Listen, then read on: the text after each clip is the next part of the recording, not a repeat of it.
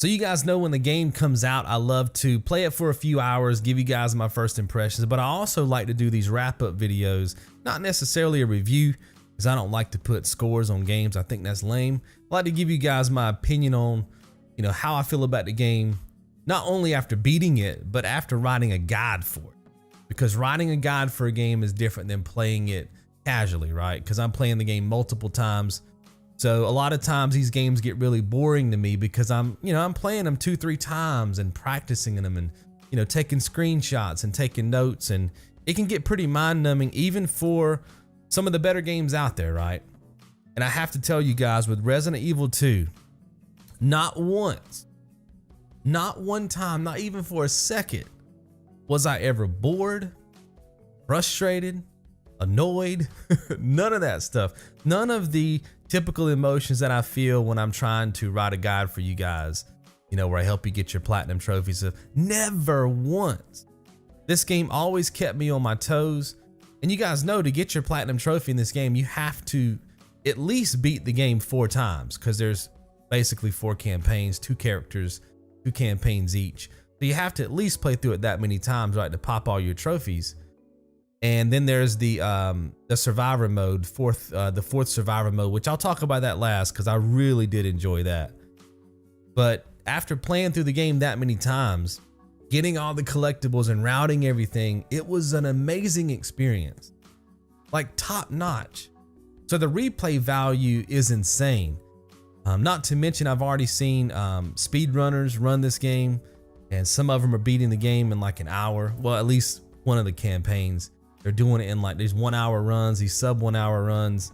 I've seen people try to complete the game without using certain kinds of ammo, certain kinds of guns. I mean, the replay value is insane. If you just put, it's kind of like Dark Souls. You can play it so many different ways, right? That it becomes this experience that it's like the gift that keeps on giving, man. So I had a really great time with Resident Evil 2. Now, when it comes to the 4th survivor mode, that was probably my favorite thing to do in the game. I know when I first booted it up, I had no idea what to expect, and it starts you off in the sewers, and I'm like, all right, I don't really know what I'm supposed to do. It's telling me that I got to exit, so I'm assuming I got to go out the front gate of the RPD station. But at the time, I didn't know. I'm going through the sewers, and there's a few zombies. I'm like, no problem. Seems simple enough.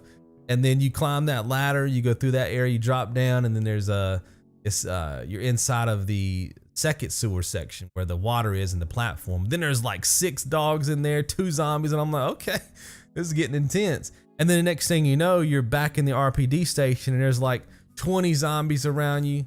The Mr. X is chasing you, and I'm like, this is amazing. Like, this is fantastic. And I think it took me 4 or 5 tries to get the route down, and I think that's the video you guys are going to see in the RTC guide. Loved it. I actually wish there was a way that they could make that something that players could make for other players, kind of like Far Cry 5 did with the arcade mode. It's just not as cheesy, right? In other words, if I could get all those assets and I could put the Mr. X wherever I wanted him to be.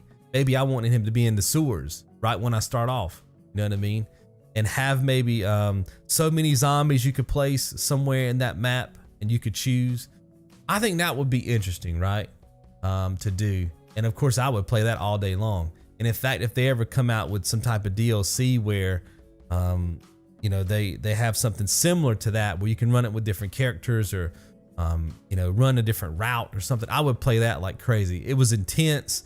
The music was good, and even the little storyline they had going on was great with that little part of the campaign. So I thought it was a nice bonus mode to have.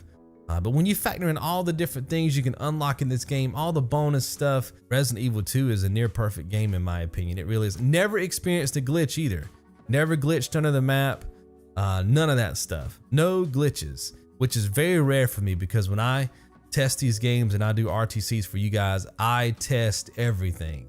And never once have I had a glitch, and never once was I bored ever this game. So I cannot say enough about it. If you have not played it, you owe it to yourself. Trust me, you will not be disappointed. Spend the money, get this game.